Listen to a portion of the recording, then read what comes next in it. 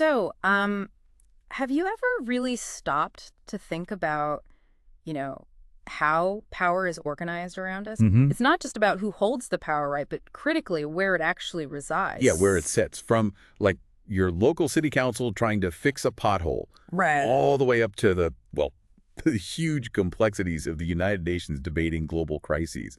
There's this constant, intricate push and pull, Yeah. different layers of authority interacting. It's a real dance, isn't it? Influence, responsibility, it can get bewildering. It absolutely is. And what's really fascinating, I think, is that these aren't just, dry, abstract concepts for political scientists locked away somewhere. Definitely not. These structures, these levels of power, they actually directly impact our daily lives. I mean, they shape how our roads get maintained, how schools are funded, even how our country interacts with the rest of the world.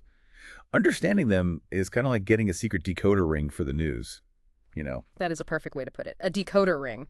So, okay, today we're embarking on a deep dive into levels that incredibly rich and, yeah, I'd say captivating spectrum of how political power gets distributed and organized. hmm We're going to explore everything from local governance, the stuff happening like right outside your front door, Yeah, the really immediate things. all the way up to these sprawling global institutions. We'll unpack their definitions, their purposes, and trust me, there are some pretty lively, sometimes heated debates surrounding them, debates that influence our lives every single day. Absolutely. Our mission, really, is to give you a shortcut, a way to get a handle on this complex, sometimes dizzying architecture of governance.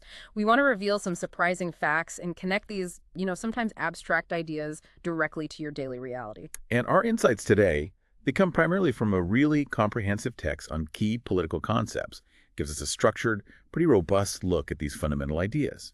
Ideas that underpin how states and, well, societies are managed. It's a great foundation. Yeah, it's the kind of foundation that helps us connect the dots, Yeah. between headlines, policy debates, even the historical shifts we see playing out around us. Okay, so let's unpack this then, because right at the heart of how virtually every country operates, you find this fundamental tension. It's a constant push and pull, isn't it, between the big picture national goals and the very specific, often really granular needs of local communities. Exactly. We're talking about centralization versus decentralization.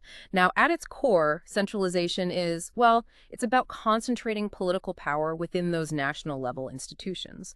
Think about a national government holding the reins on most major decisions, economic policy, healthcare, that kind of thing. Right. And this isn't just the national government versus, say, regional or local. It can also describe how power gets concentrated within the national government itself. Ah, interesting point. Yeah, like, for instance, if the executive branch, a president or prime minister consistently dominates the legislature, the parliament, or if cabinets are clearly subordinate to a chief executive, that's a form of centralization happening right there at the very top. So it's layers within layers. Precisely. And what's fascinating here is how this isn't just about geography, capital versus regions. It's also about the distribution of power within that national level itself, which really sets the stage for all the other levels we'll be discussing. Right, it lays the groundwork. And then the flip side, decentralization is essentially the expansion of local autonomy, giving more power locally. It's achieved specifically by transferring powers and responsibilities away from those national bodies. So when we talk about these two concepts, centralization and decentralization, we're really highlighting different territorial divisions of power within a state. It's all about that dynamic relationship, isn't it, between the central national institutions and those peripheral ones, whether they're regional, provincial, or really local, like city councils. And it's absolutely crucial to understand that all modern states, I mean, without exception, have some form of territorial division. You just can't pick one extreme or the other and stick with it completely. Right, it's never purely one or the other. Exactly. Neither central nor peripheral bodies can be entirely removed. For a state to even function on the international stage, to have a voice in the global arena, it absolutely needs a central government.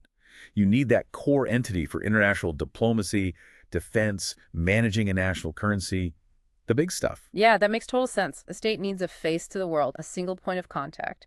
But the balance between centralization and decentralization, how power is shared out or distributed, that varies enormously from state to state, doesn't it? Hugely. It's shaped by so many things. The constitutional framework, obviously, the specific functions assigned to each level, how officials get their jobs, are they appointed or elected, And critically, the financial and political independence that those peripheral bodies actually have. Can they raise their own money? That's a big one, the money. Huge.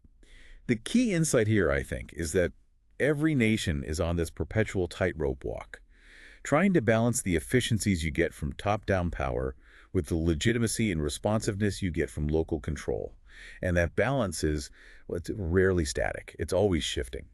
Okay, so if a country decides to lean more towards centralization, what are the big arguments for doing that? Why concentrate power? Well, proponents argue first off that only a central government can truly articulate the interests of the whole nation. It's about looking at the collective good, rather than being swayed by the specific, sometimes competing interests of sectional groups or ethnic groups or purely regional concerns. It aims to rise above the local squabbles, basically. Trying to see the forest for the trees, sort of? Exactly. That makes a lot of sense. And second, centralization is often seen as essential for establishing uniform laws and public services. Just imagine trying to move from one part of a country to another if every town had entirely different legal codes or educational standards or even different driving rules. Yes. Right. Uniformity makes movement, makes living across the country much easier for citizens, helps create a cohesive national experience. A baseline standard for everyone. Mm-hmm. Then, a third argument is that the central government has a unique ability to rectify inequalities. Think about it. Areas with the greatest social needs, maybe higher unemployment, poor health outcomes, crumbling infrastructure, are often the very same areas with the least potential to raise revenue locally. Right, the tax base just isn't there. Exactly. So a strong central government can step in, redistribute resources through taxes and spending, and ensure a more equitable distribution of public services and support across the entire nation, kind of leveling the playing field. And finally, a really big one. Centralization has a strong link to economic development. Central governments are uniquely positioned to manage a single currency, control broad tax and spending policies to try and ensure sustainable economic growth for the whole country. Macroeconomics, yeah. And provide that crucial large-scale economic infrastructure. Things like national highway systems, high-speed rail, national power grids. These are huge undertakings that, local bodies just couldn't manage on their own. Definitely not. But of course, there's an equally powerful counterargument, a strong case for why decentralization is vital. Right, the other side of the coin. For starters, local or regional government is often far more effective at providing opportunities for direct citizen participation. When decisions are made closer to home, people feel more empowered to get involved, right? Yeah. To voice their opinions. And that, in theory at least, fosters a more educated and informed citizenry. It can create a powerful sense of ownership over their community. That's a really critical point, that feeling of ownership. And following on from that, peripheral institutions are literally closer to the people they serve, aren't they? Physically closer, often politically closer too. This proximity makes them inherently more sensitive to local needs. They can tailor services and policies to the specific characteristics and preferences of their communities rather than imposing some distant, one-size-fits-all national solution that might not fit anyone perfectly. Yeah, the national solution might be okay for everyone, but great for no one. Exactly. Which also means that decisions made at a local level are more likely to be seen as intelligible and legitimate. When you understand why a decision was made, maybe you even know the people who made it, it feels more real, less arbitrary, perhaps more trustworthy. Whereas the central government can feel Remote, yeah. Yeah. Geographically and politically remote, disconnected from the everyday lives of citizens, and that can lead to disengagement or even cynicism about politics altogether. And finally, there's a very strong argument for decentralization that it fundamentally protects freedom. Ah, the checks and balances argument. Exactly. By dispersing government power across multiple levels and institutions, you create this vital network of checks and balances. Peripheral bodies can then check the power of the central government, preventing overreach, and they can also check each other. This distribution of power inherently limits the potential for tyranny and reinforces democratic principles. It's about ensuring no single entity gets too much authority. Absolutely. It's a foundational concept in democratic theory, really, preventing the concentration of power. All right, so that's the big picture tension. Let's move from that fundamental push and pull between centralization and decentralization to some very specific forms of power distribution that we see operating within states. We're going to start at the level closest to you, local government. Okay. Local government. Yeah. In its simplest form, it's specific to a particular locality, right? Yeah. A village, a district, a town, a city, maybe a county. But crucially, it has no share in sovereignty. That's the key. No inherent power of its own. Exactly. Its existence and powers are derived from and entirely subordinate to central authority.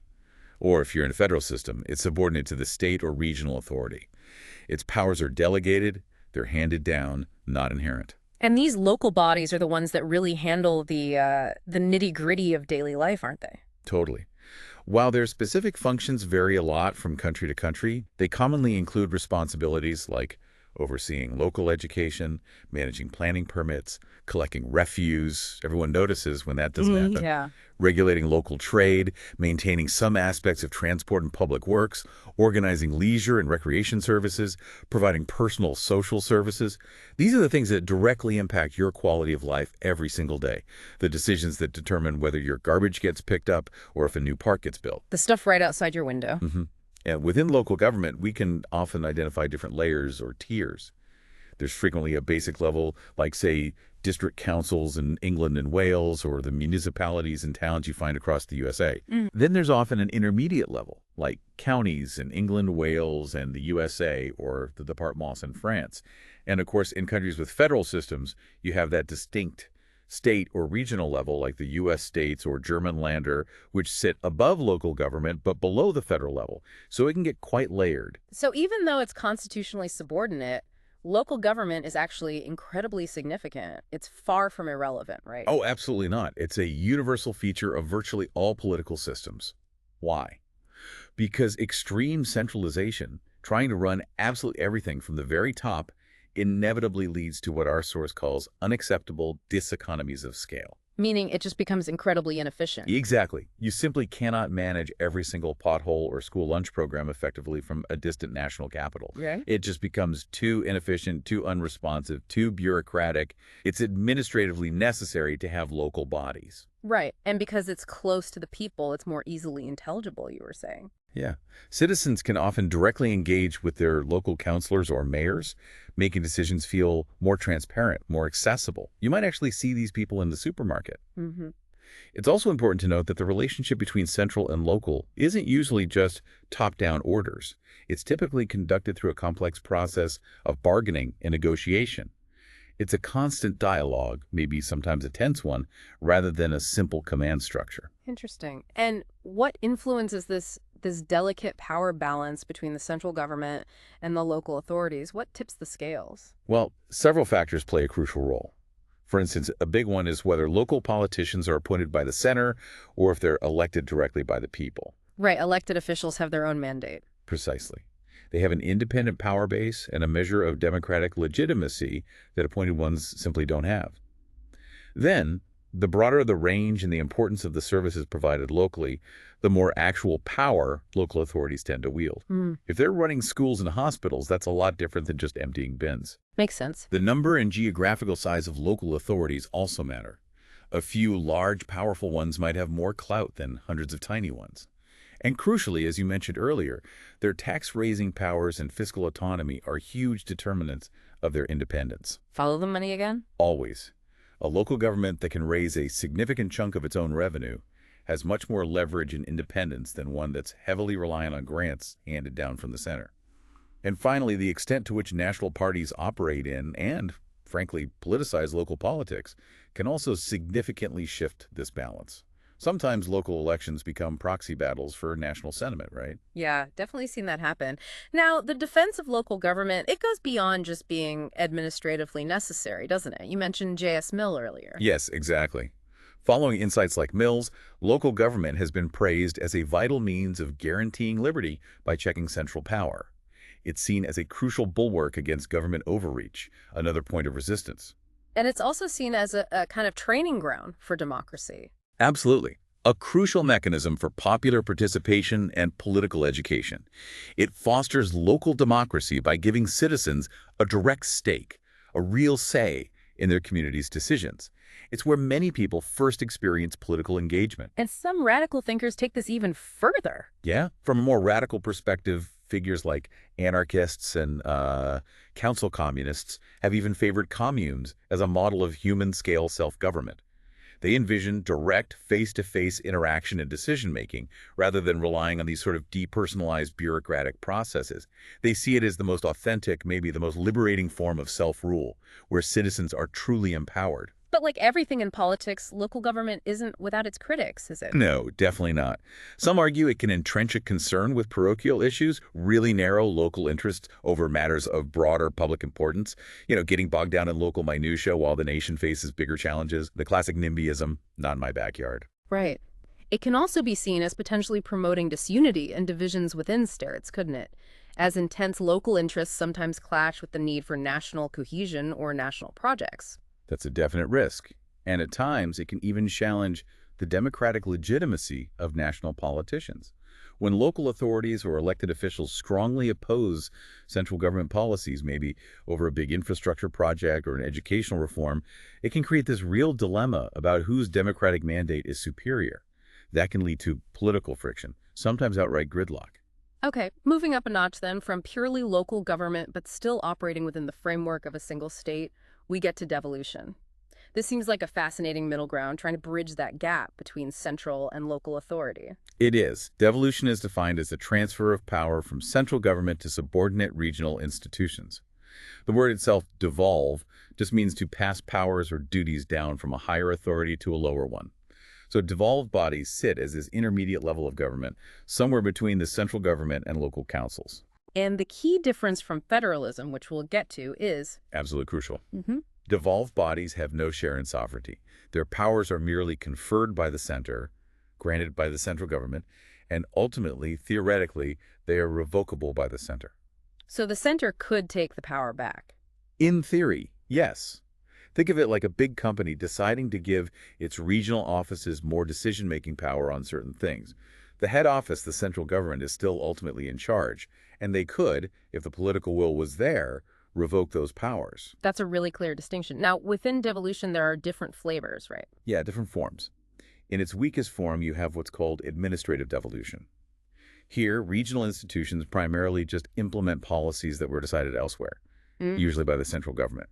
They're basically the local delivery arm for central decisions, without much independent policy-making power of their own. Okay, it's carrying out orders, essentially. Pretty much.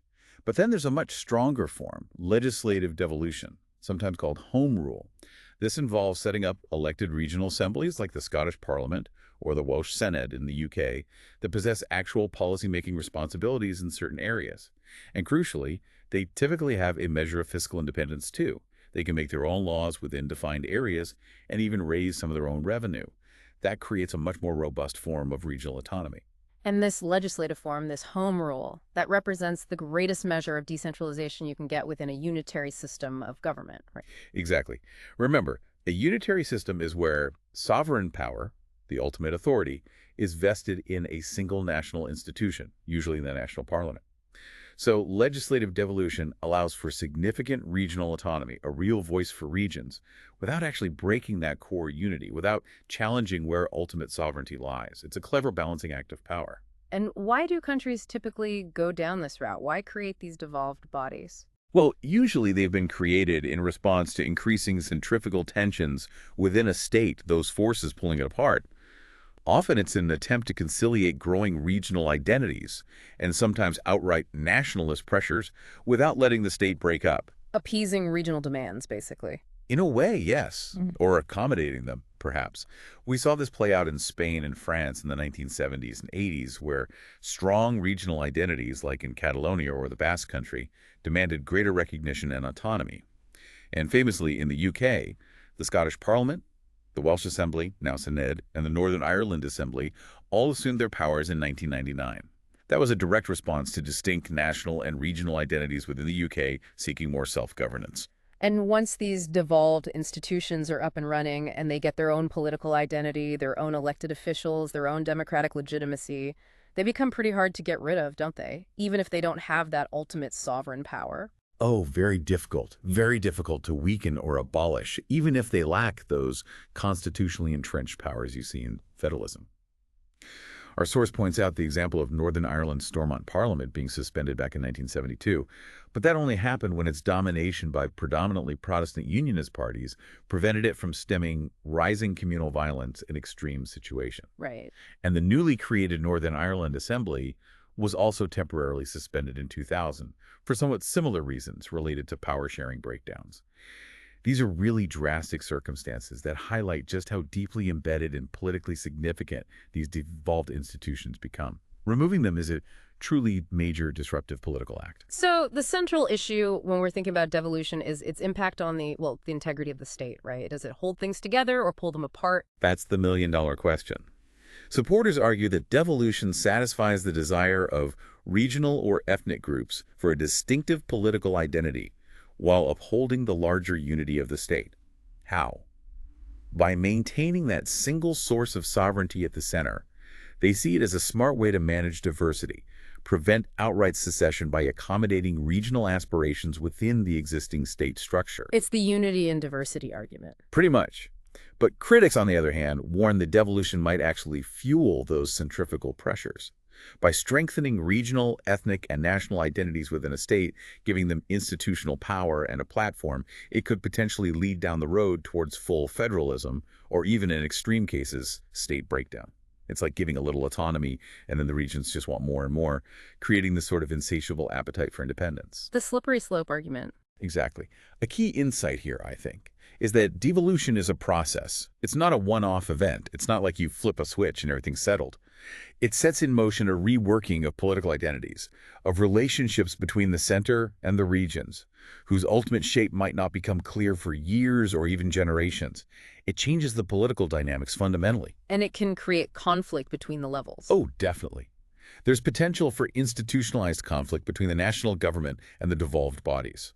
While the center, remember, has ultimate constitutional supremacy, the fact that devolved bodies might exercise significant legislative and fiscal powers and enjoy their own democratic legitimacy from elections means the system as a whole can acquire what the source calls a quasi-federal character. It starts to look a bit like federalism, even if it isn't technically. Right. And this often necessitates developing new linking institutions, committees, councils, regular meetings, specifically designed to foster cooperation or at least manage conflict between the two levels, ensuring that despite the differences, they can still work together, albeit sometimes, grudgingly.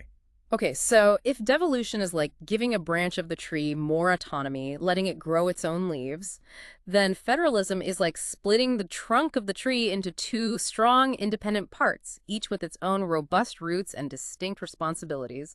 Now we get to federalism, which seems fundamentally different. It is fundamentally different. Federalism, which derives from the Latin fedus, meaning pact or covenant, refers to legal and political structures that distribute power territorially within a state. But its central defining feature, the absolute core of it, is the notion of shared sovereignty. Shared sovereignty, that's the magic phrase. That's the key. It means you have two distinct levels of government, a central federal level and regional state levels, or provinces or cantons, depending on the country.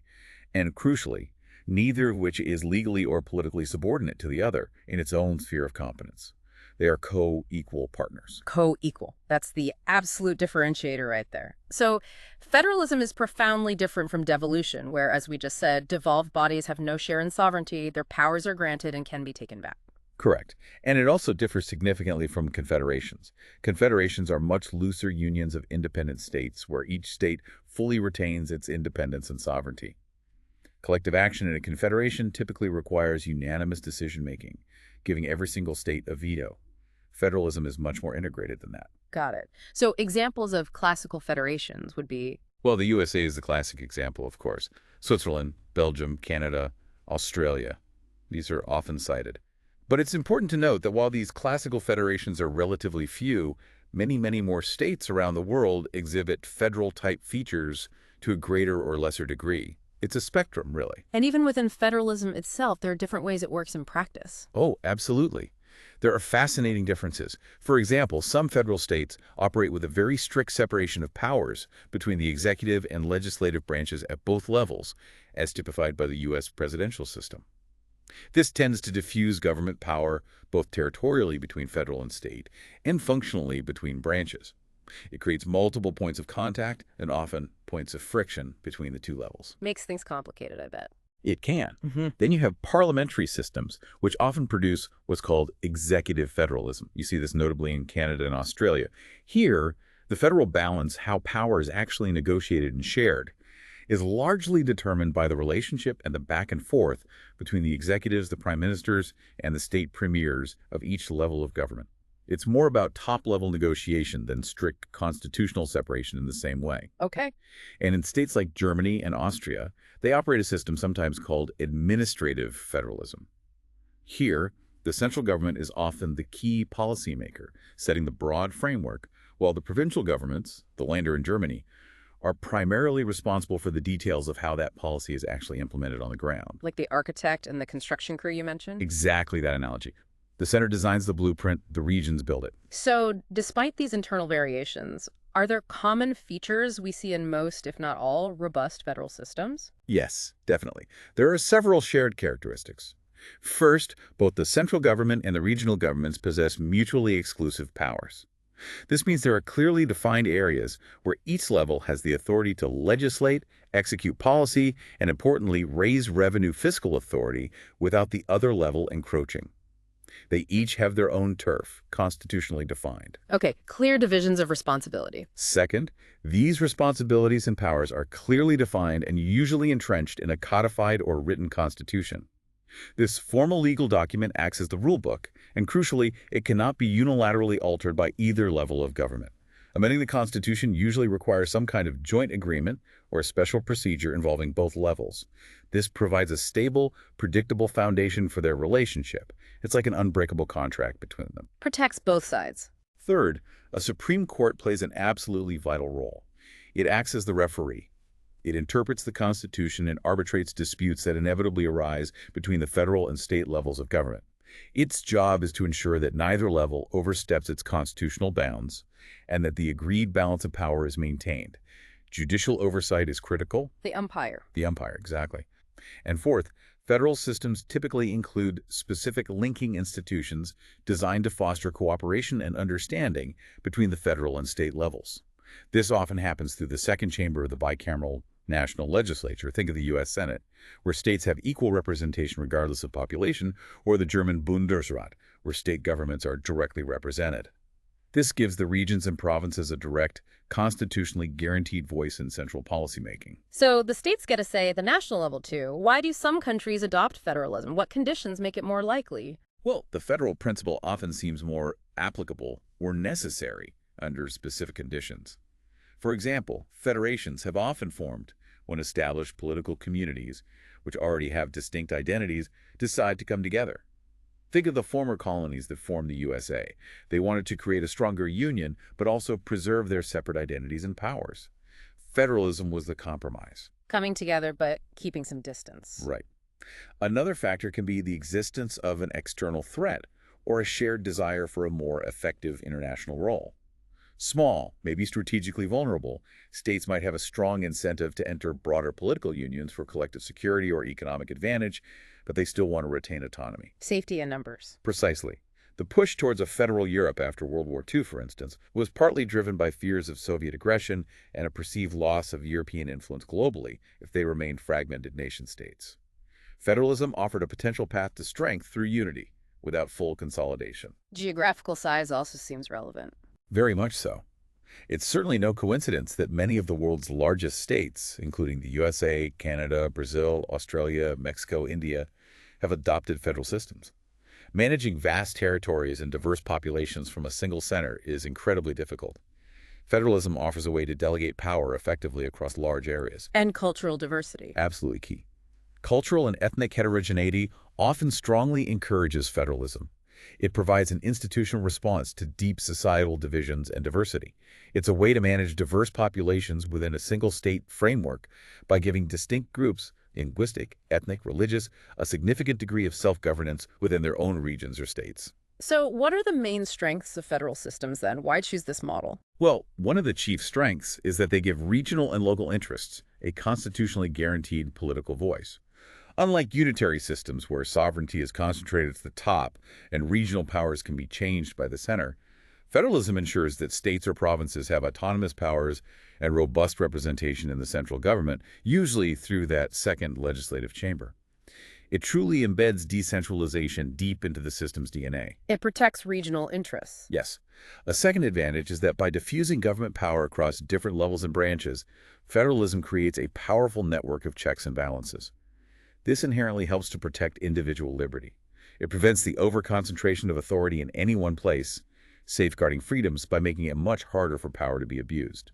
More centers of power mean more obstacles to tyranny. Makes sense. Third, federalism has provided an institutional mechanism through which deeply fractured societies can maintain unity and coherence. This is absolutely vital for ethnically diverse and regionally divided societies. It offers a way to hold disparate parts together within a single state, accommodating differences without demanding forced uniformity. But it's not all positive, right? What are the weaknesses or downsides? No system is perfect. One major point is that federalism has generally not been able to stem the broad 20th century and continuing tendency toward centralization of power, even in strong federations like the U.S. Really? Even the U.S.? Yeah. For instance, since the mid-1960s, the U.S. system has sometimes been described as evolving into coercive federalism.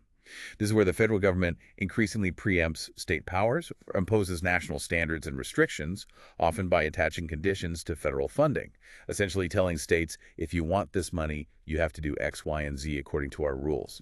So the center finds ways to exert influence. Finding loopholes, sort of. Or just using the power of the purse.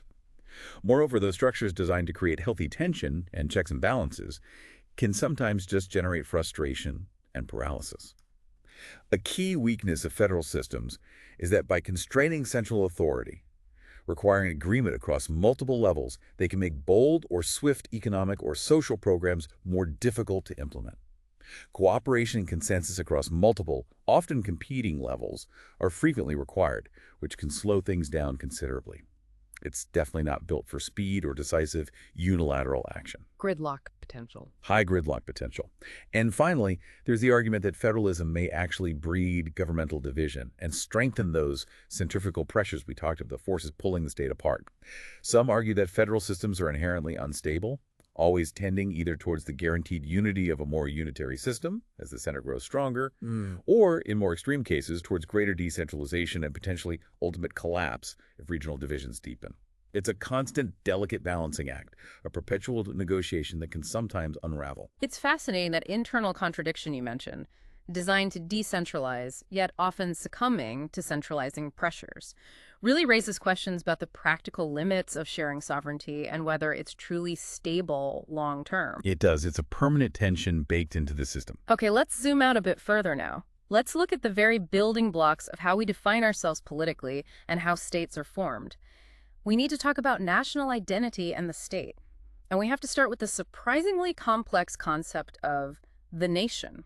What is a nation? Yeah, it seems simple, but it's really not. Nations, the word deriving from the Latin nasci, meaning to be born, are incredibly complex phenomena. They're shaped by this collection of cultural, political, and psychological factors, all interwoven. Okay, break that down. Cultural factors. Culturally, a nation is often seen as a group bound together by things like a common language, maybe a shared religion, a collective history, common traditions, and customs.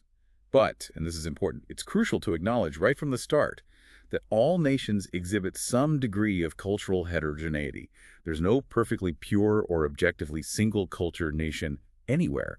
It's always a bit of a mix. So it's more about perceived commonality than perfect uniformity. Exactly.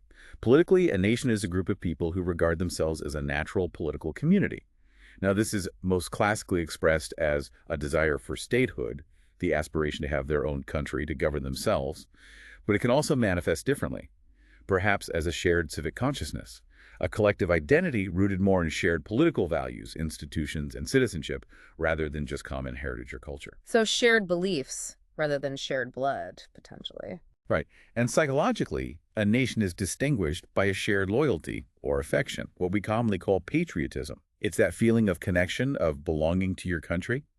But even people who lack intense national pride can still recognize they belong to a particular nation, maybe through citizenship or a sense of shared destiny or just acknowledging that's their community. This complexity means there isn't just one way to think about nations, right? There are different models. Precisely.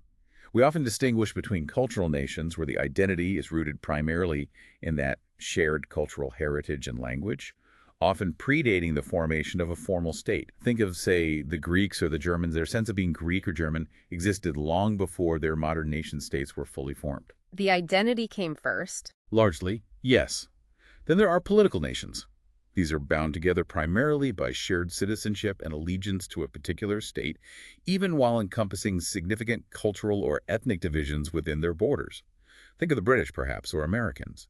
They are a nation largely because they share a political entity, a set of laws, and certain civic values, despite internal diversity. So the state helps forge the nation, in a way. It plays a huge role.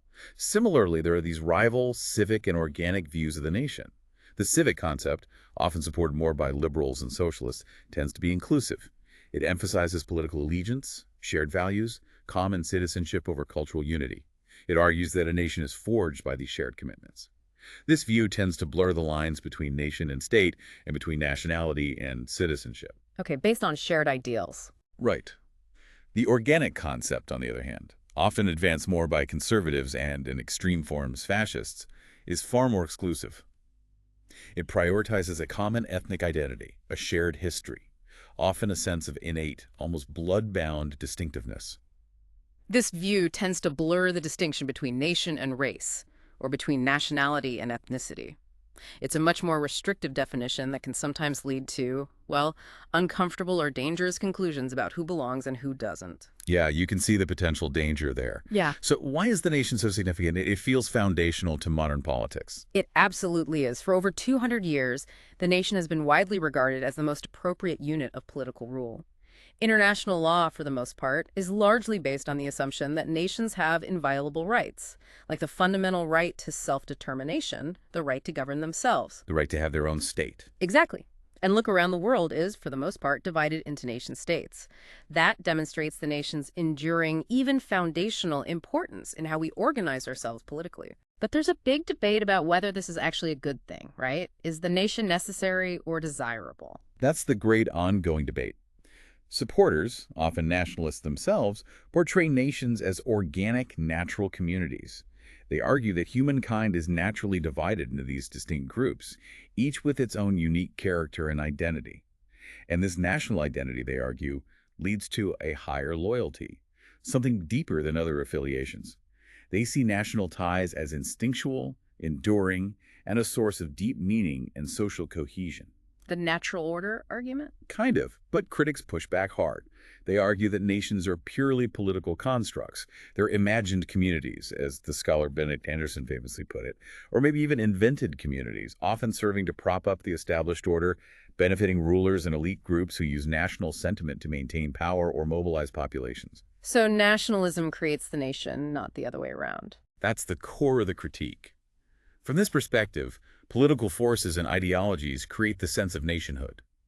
These critics often advocate for forms of internationalism, looking beyond national boundaries to build solidarity on other bases like shared class interests or common humanity or environmental concerns. This leads us perfectly into talking about the nation-state. It seems like both the dominant form of political organization and a powerful political ideal. Both are true.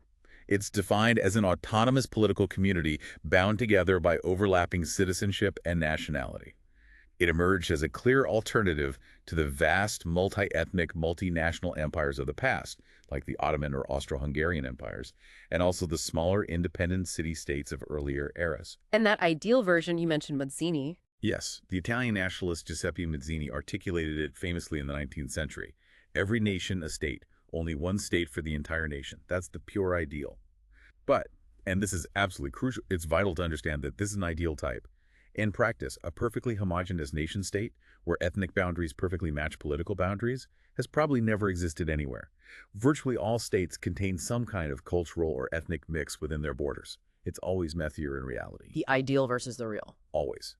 And reiterating our earlier point, there are those contrasting views on how nation-states are formed and maintained.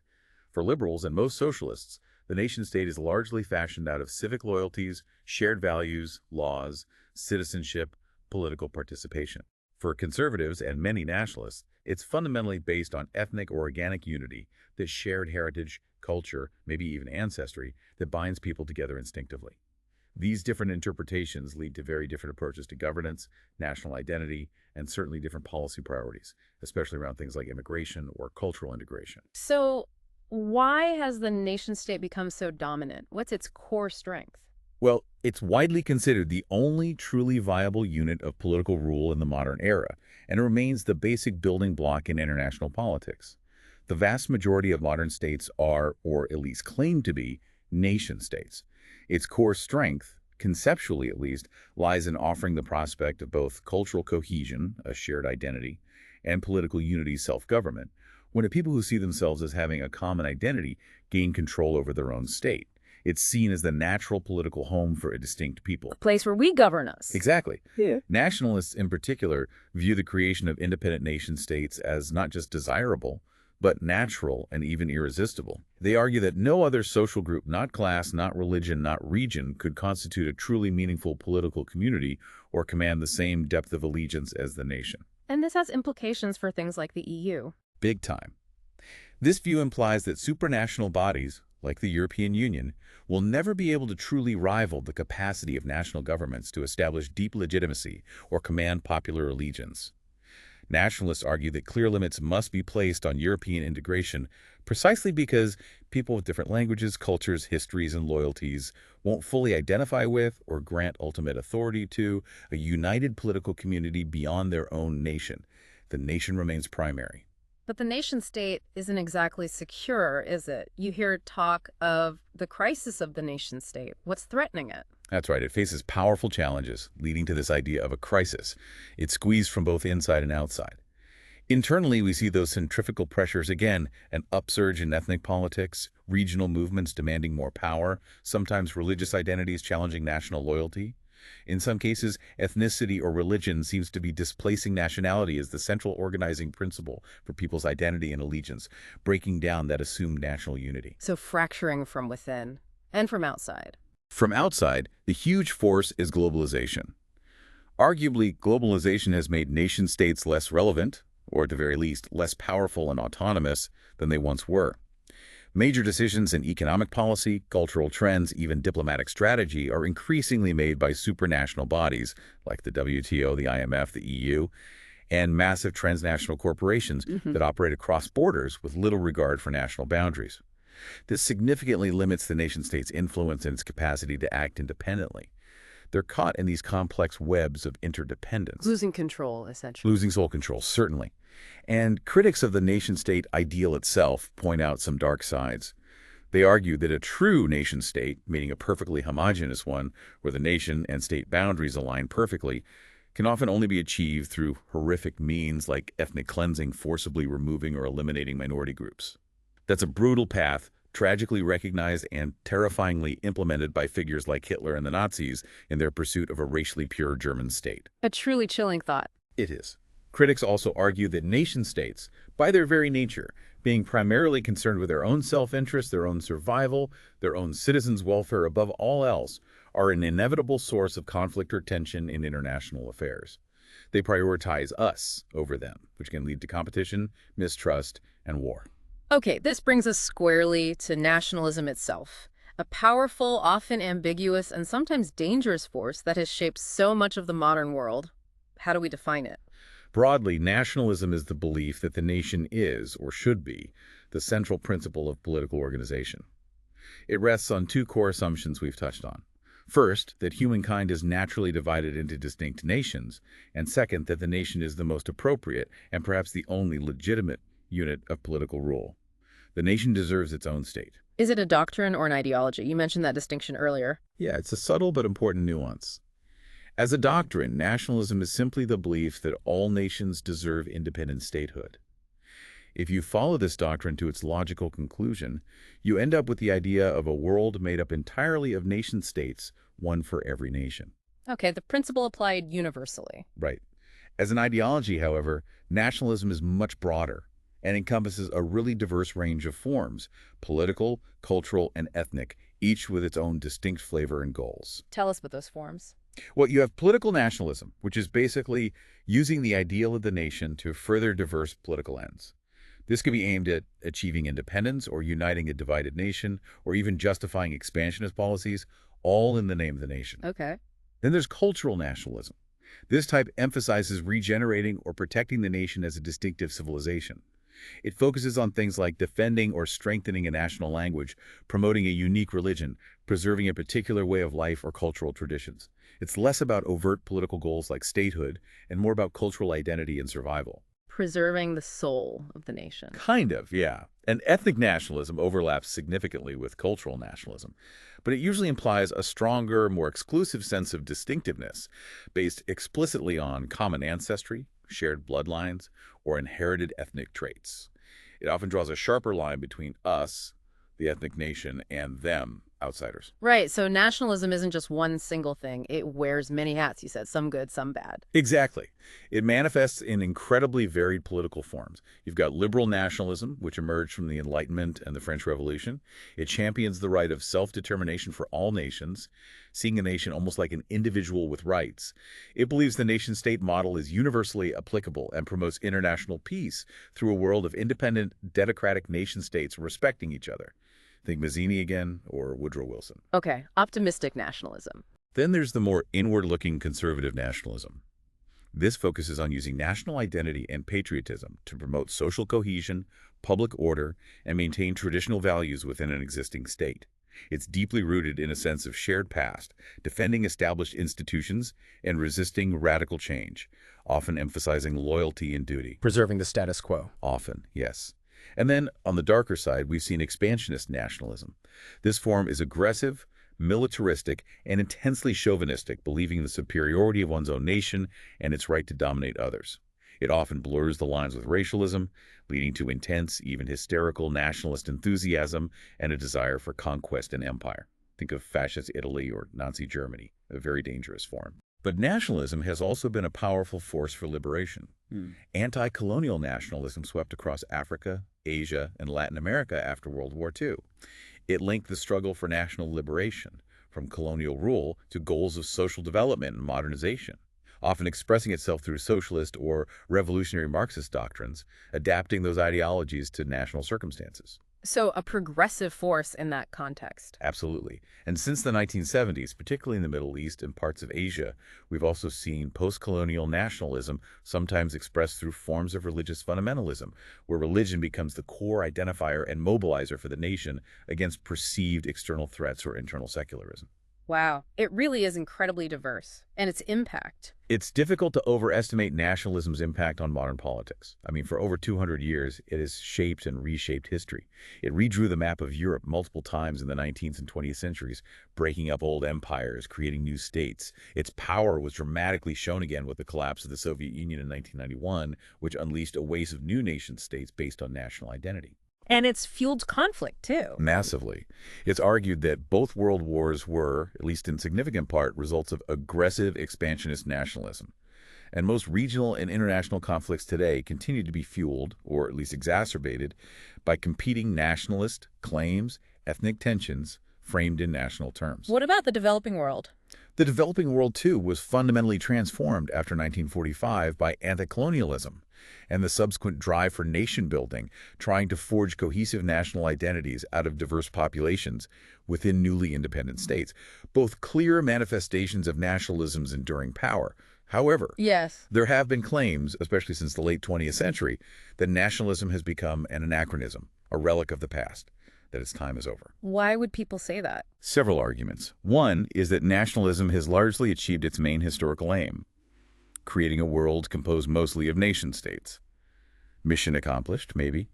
Another is that nation-states are visibly losing authority and autonomy due to the powerful forces of globalization and the rise of supranational institutions we discussed. And a third is that maybe ethnic and regional identities are increasingly displacing national ones as the primary source of loyalty and political mobilization for many people. The jury's still out on that one, I suspect. Very much so. What's truly fascinating about nationalism, and frankly a bit unsettling as the source notes, is its schizophrenic normative character. It seems to pull in completely opposite directions simultaneously. Well, 1 minute it's the driving force for liberation, self-determination, democracy, and progress.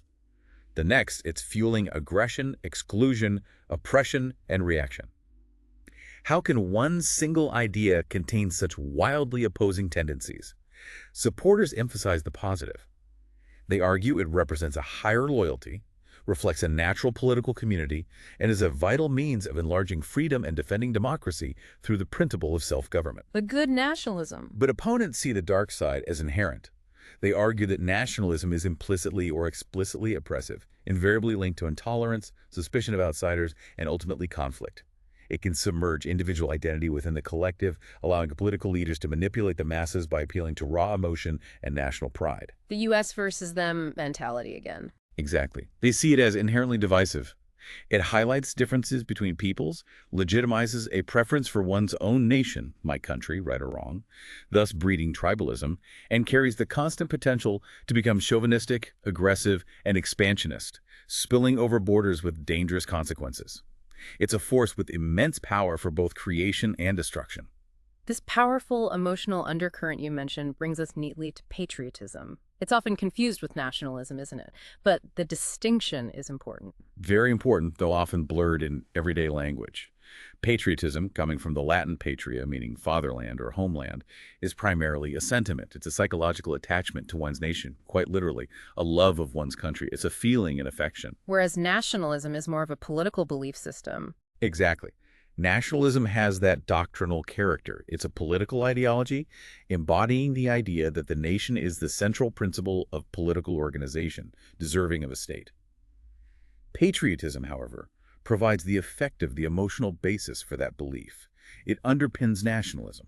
It's hard to imagine a national group demanding independence or making sacrifices for the nation without some measure of patriotic loyalty, that feeling of love and connection. So patriotism is the fuel, nationalism is the engine. That's a decent analogy. Oh. In that sense, patriotism is sometimes considered a weak form of nationalism, the emotional glue that holds the national community together. But crucially, Yes. not all patriots are necessarily nationalists in the full political sense. You can feel a deep love and loyalty for your country. You can fervently support your national team in the World Cup. You can even believe your country is exceptional in many ways. Without demanding statehood for every group or hating other countries. Precisely. Without necessarily subscribing to a specific political doctrine of nationalism that demands self-determination for every single national group or views other nations with hostility. Patriotism can be primarily a feeling of belonging and affection, not necessarily a political program aiming for state power or separation. Okay, that's clear. Is patriotism generally seen as a good thing? Well, it's widely considered natural and healthy by many people. Sociobiologists, for example, might argue it's natural for humans, as social animals, to seek security through group membership and to identify strongly with those who share similar characteristics or territory. It fulfills a basic human need for belonging. Makes sense from an evolutionary perspective, maybe. Possibly. It's also seen as desirable by many because it generates national unity and solidarity. It helps build a vital sense of rootedness and belonging for individuals within a larger community. Conservatives, and certainly fascists in a more extreme sense, have historically linked patriotic loyalty directly to national identity and citizenship, seeing it as absolutely essential for social cohesion and stability. But not everyone agrees it's harmless. No, definitely not. Patriotism has not been universally accepted as benign. Opponents, typically coming more from liberal and socialist traditions, often view it with suspicion. They might see it as an irrational herd instinct that can easily harbor chauvinism, an uncritical belief in one's own nation's superiority, and breed bigotry and intolerance towards foreigners or minorities. Why? What's the mechanism there? The argument is that patriotism often operates through an us versus them distinction. To strengthen loyalty to one's own group, it often implicitly or explicitly needs an other, them, to define itself against another, to potentially fear, distrust, or even hate. This dynamic, critics argue, can easily lead to exclusion, prejudice, and conflict. Okay, let's broaden our scope even further now. Let's consider the global and supranational levels of interconnection. We really have to start with a concept that has fundamentally reshaped our world in recent decades. Globalization.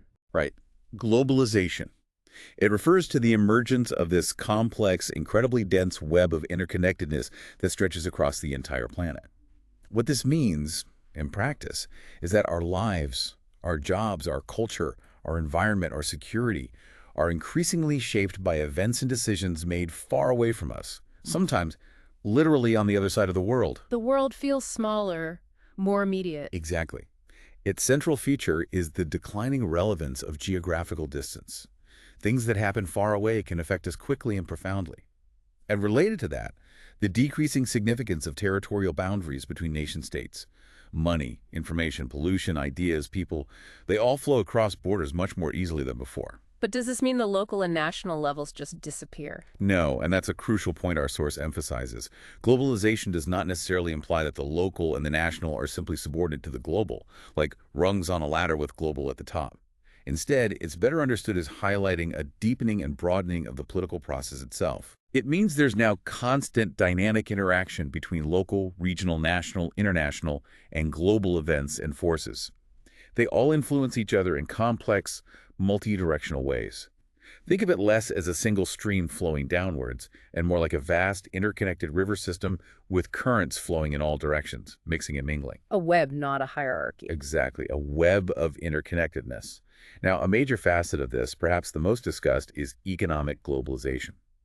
This refers specifically to the integration of national economies into a larger, single, global economy. What does that look like? It's profoundly reflected in the massive growth of international trade, the increasingly free movement of capital money across borders, seeking investment opportunities, and the dramatic prominence of huge transnational corporations, TNCs, that operate and produce goods in many different countries simultaneously. Sometimes this is humorously or perhaps critically portrayed as McDonaldization, symbolizing the spread of a globalized consumer culture alongside globalized economics. Right, the golden arches everywhere. What drove this massive shift towards globalization, especially in the last half century or so? Well, the term globalization really draws attention to a whole set of complex, multifaceted changes that accelerated dramatically in the second half of the 20th century. Several key factors fueled this. First, the superpower rivalry during the Cold War actually extended political and economic influence globally, creating worldwide networks, albeit divided ones. Okay. Second, the rapid spread of international trade and transnational business was huge, especially as trade barriers came down. And the collapse of communism in the late 80s and early 90s really accelerated this, opening up vast new areas to the global capitalist system. Technology must have played a role. Monumental role. Rapid technological innovation was absolutely critical. Think about the development of nuclear weapons, which paradoxically demanded global cooperation and created global anxieties. Think about increasing concerns over global pollution issues like acid rain and climate change, which clearly don't respect borders. And, of course, the explosive growth of international telephone links, satellite television, and perhaps most transformative of all, the internet and digital communication. Connecting everyone instantly. Pretty much. And there's also a significant politico-ideological dimension. We saw the spread of Western liberal political values and democratic ideas, sometimes framed as the end of history or the triumph of liberal democracy. But we also saw the countergrowth of Islam as a powerful transnational creed and a burgeoning global interest in green ideas and environmental movements, all cutting across national lines. So what's the big debate about globalization's impact, especially on the nation state we just discussed? Much of the debate focuses intensely on its impact on the state and national politics. Some argue quite dramatically that globalization implies the death of politics as we knew it, and the literal irrelevance of the nation-state. Really? The state is obsolete. That's the argument. If economies are truly global, if information and culture flow freely across borders they contend, then national governments might just be anachronisms, relics of a bygone era, unable to control these powerful transnational forces. This is argued even if effective supranational bodies haven't fully emerged yet to replace them, the power has just shifted elsewhere. What's the alternative view? The alternative view is not that the state is irrelevant, but rather that its core functions have profoundly changed. Economic globalization, in this view, hasn't killed the state, but it has fostered the rise of competition states. Competition state. Yeah. States whose primary role is now seen as developing sophisticated strategies for national prosperity within an intensifying transnational economic competition. They have to compete for investment, for skilled labor, for market share. So the state adapts its role to the new global landscape, focusing on economic competitiveness and creating favorable conditions for business, rather than simply becoming obsolete. Adapting, not dying. Exactly. Interestingly, globalization has also paradoxically seemed to unleash powerful countervailing forces, things like the resurgence of ethnic politics and very particularist, sometimes quite defensive, forms of nationalism. In an increasingly homogenized, globalized world, some argue ethnicity or deeply rooted regional identities might actually replace nationality as the principal source of social integration and meaning for people. Why? because they can generate a deeper, more organic, more tangible sense of identity compared to the sometimes more abstract concept of civic loyalty to a large nation-state buffeted by global forces. A backlash Yeah, almost. a kind of backlash, or maybe a search for more grounded identity. And of course, there's a significant normative debate. Should globalization be embraced or resisted? Supporters highlight the immense prospects of rising global prosperity, faster technological advance, greater cultural exchange and understanding, a flat world of opportunity. The optimistic view. Right.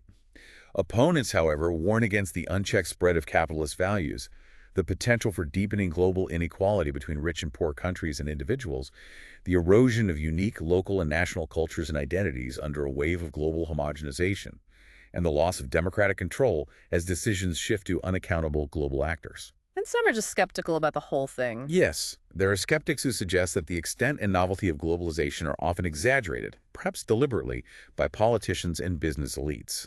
They argue it might be used as a kind of justification to make difficult or unpopular market-driven policy shifts like deregulation or cuts to social welfare seem necessary or inevitable. We have to compete globally, rather than presented as conscious political choices. A political tool, perhaps. Okay, next up, let's delve into imperialism. This describes both powerful historical forces and often more subtle, modern forms of domination. That's right. Imperialism, at its root, is the policy of extending a state's power or rule beyond its own boundaries. Historically, it was often an explicit ideology supporting military expansion and conquest, frequently drawing on nationalist or even racialist doctrines, civilizing missions, manifest destiny, to justify taking over other territories and peoples. But today it means something broader. Yes. Today, it more commonly describes the system of political domination or economic exploitation that imperialism establishes. It's fundamentally characterized by an asymmetrical relationship, a profound power imbalance between the dominant imperial power and its subordinate client territory or colony. Is it the same as colonialism? They're very closely related, but a distinction is often made, though the terms are sometimes used interchangeably. Some scholars see colonialism as a distinct form of imperialism, specifically involving direct territorial rule, administration, and often significant settlement by people from the imperial power. Think of British India or French Algeria.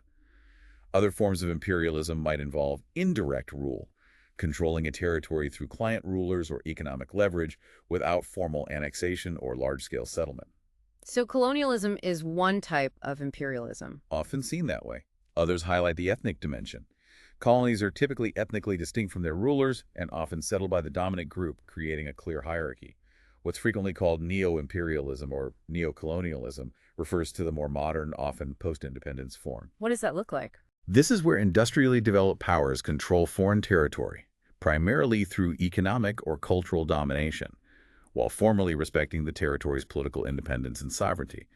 It's a much subtler, yet still incredibly powerful form of control. It might be exerted through things like international debt, unfair trade agreements, control over technology, the influence of multinational corporations, or the dominance of Western media and cultural products, rather than through direct military occupation or political administration. Power without formal rule. Exactly. Now, imperialism, in its various forms, has been an ever-present phenomenon throughout recorded history.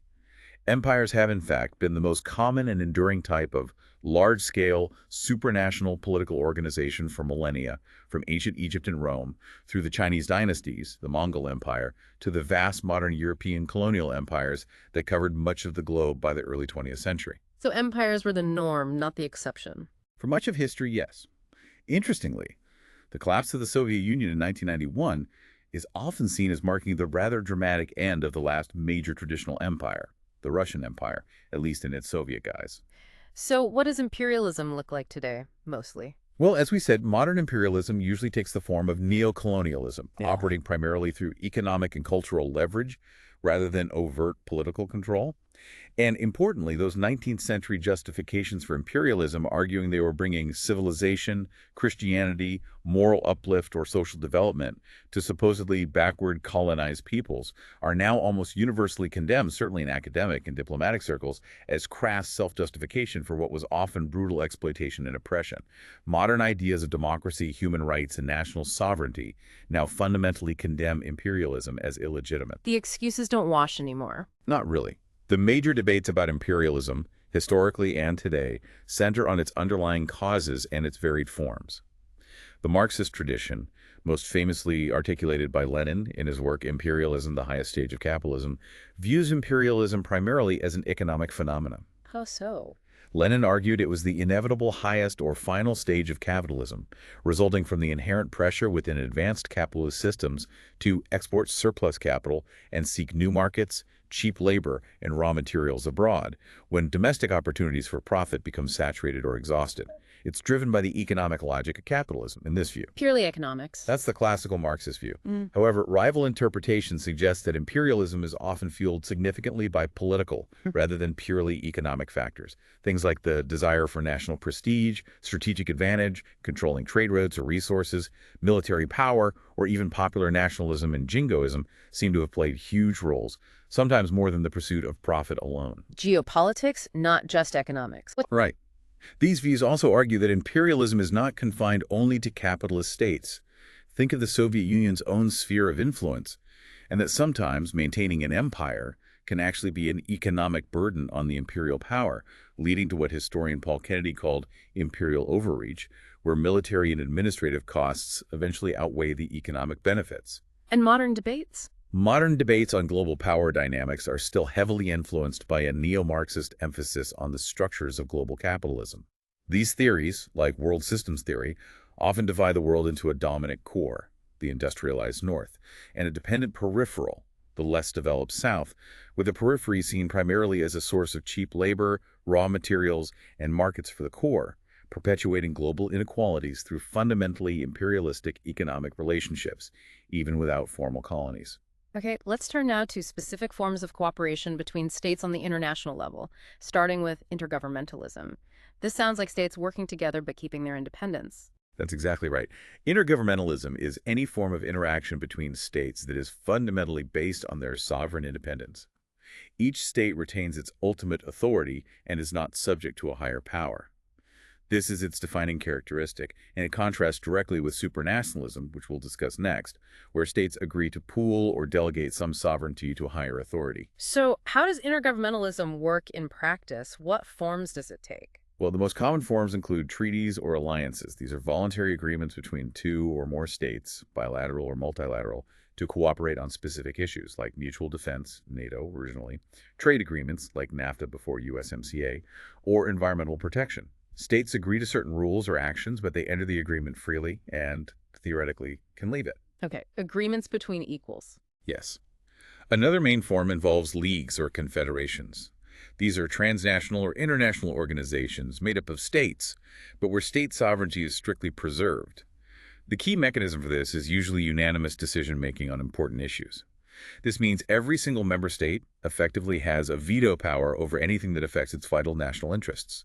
Examples would include the Historical League of Nations after World War I, the oil cartel OPEC, or the Organization for Economic Cooperation and Development, OECD. So everyone has to agree, which must make things difficult sometimes.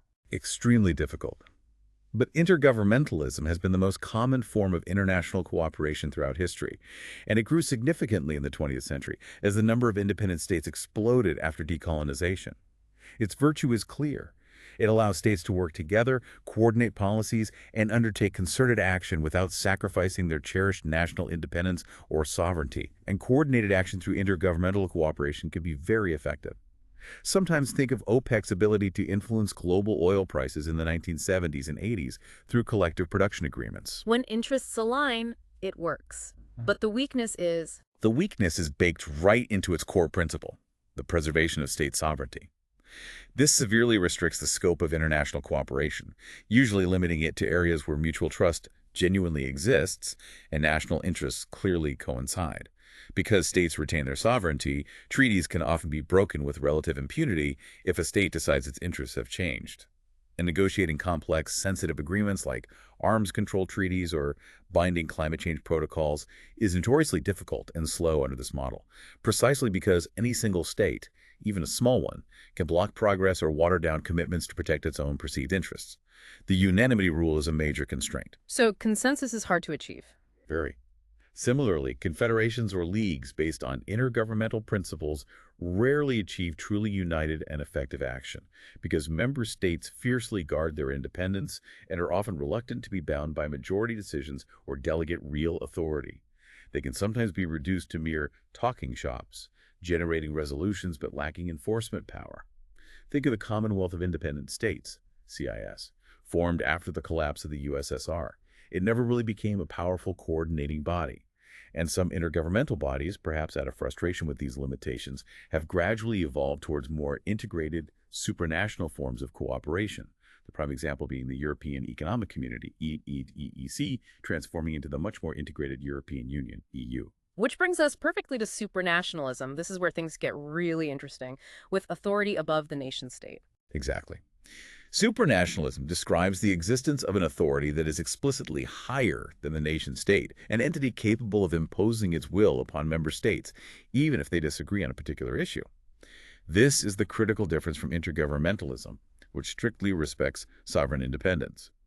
Supranational bodies have some degree of independent authority delegated to them by the member states. So states give up some power. They agree to pool or delegate some of their sovereign power in specific defined areas to a common institution.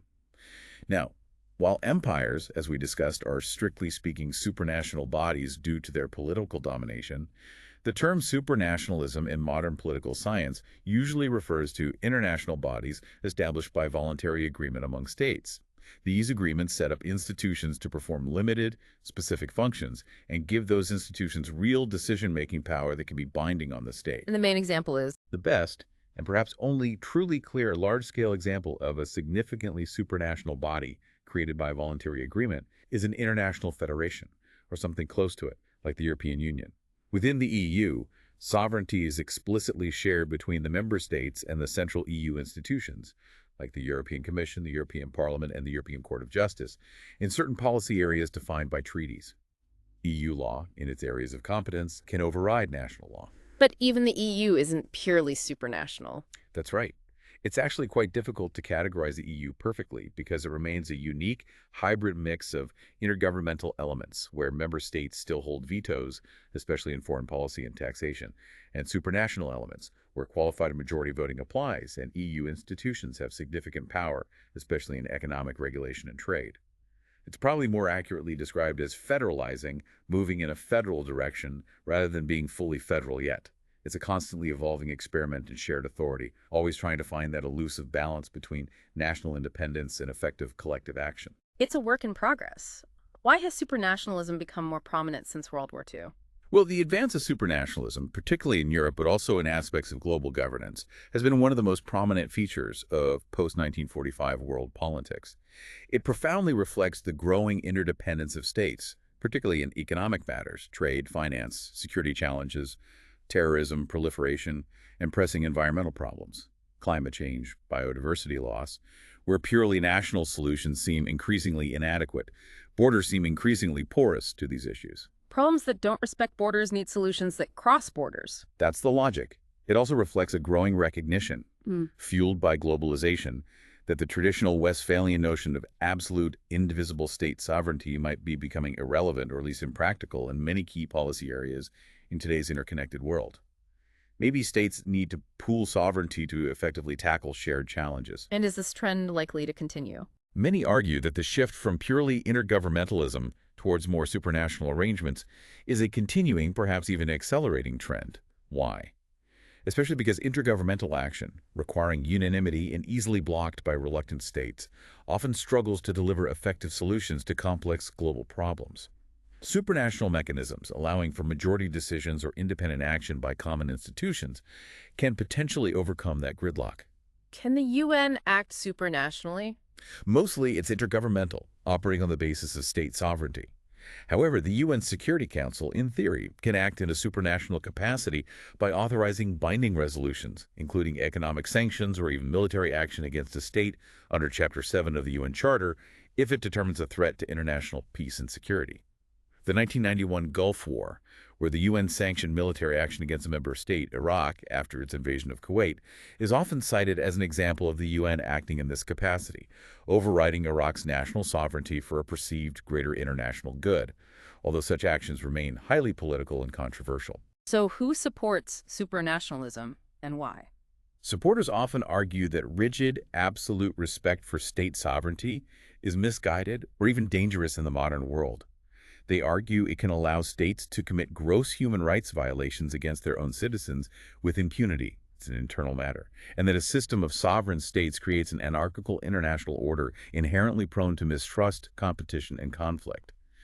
Supranationalism, in this view, is presented as a crucial face of internationalism, a way to promote a more cooperative, peaceful, rules-based, and potentially more just global system by transcending narrow national interests. And the opponents? Opponents, often nationalists or defenders of traditional state sovereignty, staunchly stand by the nation-state principle. They argue that supranational bodies, being distant, bureaucratic, and lacking a direct connection to a specific people or territory, can never truly rival the nation-state's unique capacity to generate deep political allegiance, foster a sense of community, and ensure genuine democratic accountability through elected national governments. They believe the nation-state remains the most legitimate and effective unit of governance, best placed to represent its people's distinct interests and values. They fear a loss of democracy and national identity in supranational structures. Which leads us very naturally to the final concept in this section, internationalism. This sounds like the grand ideal that challenges the very notion of national divisions altogether, the one world idea. It's exactly. Internationalism is the theory or practice of politics based on transnational or global cooperation.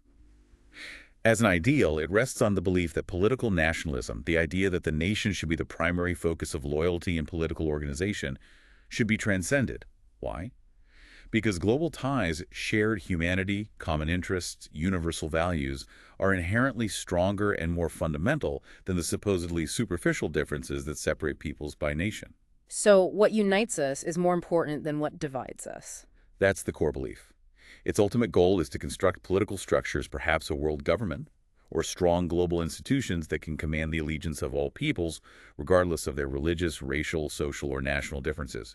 It aims to foster a true sense of global citizenship, where loyalty extends beyond national borders to encompass all of humanity. Are there different types of internationalism? Yes, there are a few major traditions. Liberal internationalism is based fundamentally on individualism and universalism. It believes that universal human rights have a higher moral status and claim than national sovereign authority. It emphasizes international law, democracy, free trade, and international organizations as pathways to peace and cooperation between nations and protection for individuals against state oppression. Okay, based on universal rights. Then there's socialist internationalism. This is deeply grounded in the idea of international class solidarity, famously expressed in the phrase, "workers of the world unite," or proletarian internationalism. It rests on a profound belief in a common humanity that transcends national borders, arguing that the fundamental conflict is between classes, capital versus labor, globally, not between nations. National divisions, in this view, often serve to obscure these deeper class realities. Based on class solidarity, are there other forms? Beyond these major political traditions, weaker forms of internationalism, or at least transnationalism, can be seen in various social movements. Things like feminism, anti-racism movements, and some forms of religious fundamentalism also highlight cleavages and solidarities that cut across national boundaries. They unite people based on shared identity, experience, or belief, gender, race, faith, rather than purely on nationality. So what's the radical edge of internationalism? How does it challenge nationalism? Its radical edge lies in its outright condemnation of nationalism as not just problematic, but unnecessary and fundamentally wrong. Internationalists directly deny the core nationalist assertion that the nation is the sole legitimate unit of political rule. They often argue, as we discussed before, that nations are merely political constructs manufactured by elites to maintain social cohesion, political passivity, or to mobilize people for war, distracting from deeper global connections or inequalities. It's a fundamental critique. It is. Its moral force is powerfully evident in its strong association with the ideals of global peace and cooperation, often referred to as one-worldism. It forms the intellectual basis of the idealist tradition in the study of international relations, which emphasizes the role of morality, international law, and international organizations in guiding state behavior, rather than just raw power politics. Kant's idea again. Exactly. Thinkers like Immanuel Kant, often seen as the father of this tradition, envisioned a League of Nations based on republican principles and international law, working towards a perpetual peace founded on the foundational ethical principle that there should be no war. Internationalism carries that strong moral aspiration. But it hasn't exactly triumphed in practice, has it? No, that's its main weakness. Internationalism has generally underestimated the profound and enduring potency of nationalism as a political force and a source of identity for billions of people. It has also struggled historically to establish truly effective international structures that can genuinely rival the nation's deep capacity to stimulate political allegiance and mobilize collective action. Realism has been more dominant. For much of history, yes. The dominant tradition in the study and practice of international relations has historically been realism, which focuses pragmatically on power politics, national interest, and the enduring self-interested role of the nation-state in an anarchic world, viewing international cooperation as fragile and secondary to power considerations. Internationalism is often seen by realists as naive idealism. And internationalism itself faces criticism. Oh, yes. Liberal internationalism, for example, has drawn particular criticism from conservatives, who argue it naively ignores the importance of distinctive national traditions, cultures, and loyalties, attempting to impose a bland, universal, often implicitly Western, blueprint on diverse societies around the world. The imperialism critique again. Exactly. Developing world nationalists often go even further, arguing that the promotion of universal human rights, as espoused by Western liberalism, is essentially a manifestation of Western cultural values, and their aggressive promotion can amount to a covert form of cultural imperialism, undermining indigenous cultures, traditions, and national sovereignty. And socialist internationalism. It has faced its own set of criticisms. Its various historical organizations, the internationals, have often been accused of being mere talking shops, lacking real influence, or worse, as in the case of the Comintern under Stalin, becoming tools of Soviet foreign policy and imperialism rather than representing genuine global working-class solidarity. It's also criticized, much like liberal internationalism, for often overestimating the popular appeal of the internationalist ideal, sometimes missing crucial opportunities to link socialist goals and principles to potent national symbols and culture, thus failing to gain widespread popular support in many contexts. Nationalism often proves stronger. Okay, that covers the major levels beyond the state. Finally, let's explore some key guiding principles for levels of governance that try to help us navigate this incredibly complex landscape of where decisions should be made. First up, subsidiarity. What exactly is that? Subsidiarity, the word coming from the Latin subsidiary, which referred to reserve troops called in only when needed, is broadly understood as the principle favoring the devolution of decision-making from the center down to lower levels. But, and this is crucial, it's understood and applied in two distinct, sometimes even competing ways, depending on the context. Okay, what are the two ways? First, in federal states like Germany and Switzerland, subsidiarity is seen as a core political principle that strongly implies decentralization and popular participation. It benefits local and provincial institutions.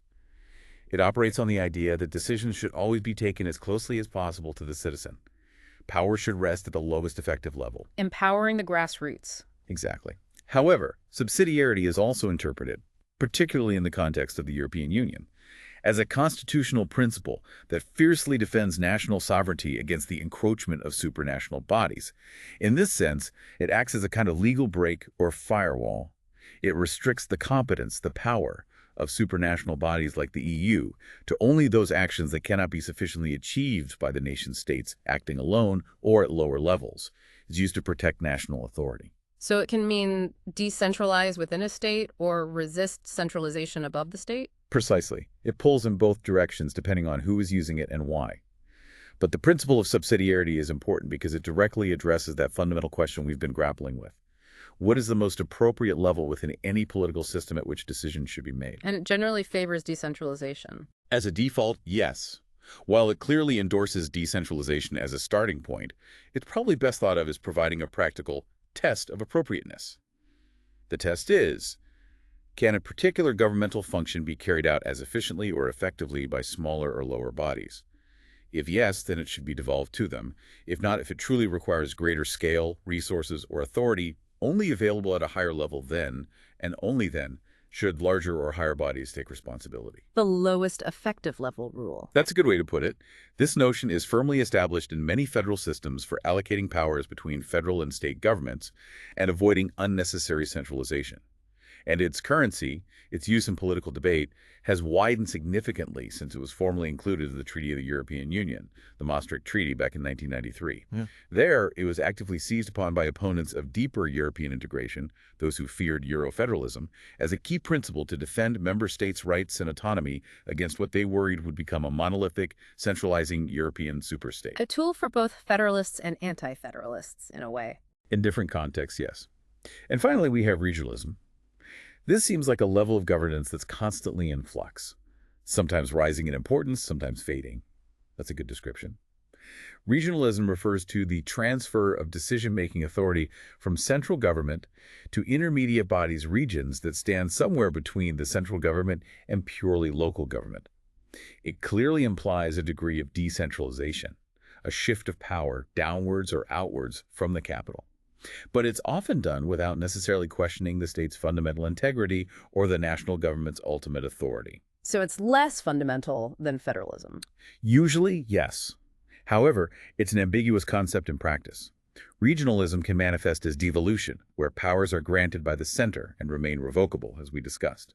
Or, in some cases, strong regional bodies might develop significant autonomy and start to take on quasi-federal characteristics, blurring the lines. Then regionalism can mean something else too, right, between countries. Yes, that's an important second meaning.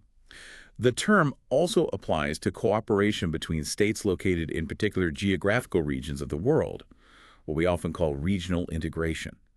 Think of ASEAN in Southeast Asia, Mercosur in South America, or the African Union.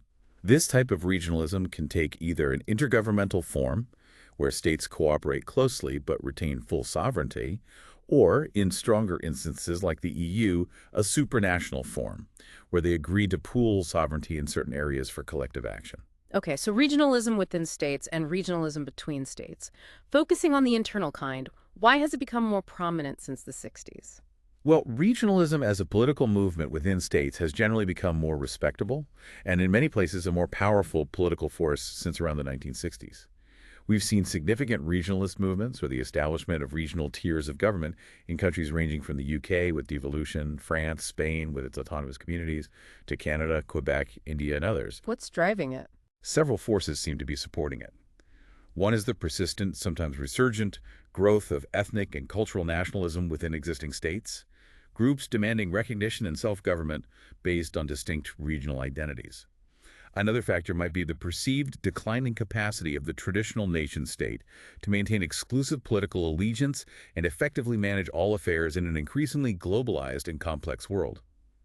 In this sense, regionalism can sometimes be seen as a necessary counterpart or even a direct response to globalization, a way to reassert a more manageable, more responsive level of identity and governance between the purely local and the increasingly distant national or global levels. Finding a middle ground again. Is it suitable everywhere? Probably not. It's often argued that strong regionalism is primarily appropriate or politically feasible, mainly for certain types of states specifically, large states, culturally diverse states, or states with strong historical traditions of regional political loyalty and distinct identities that predate the modern state.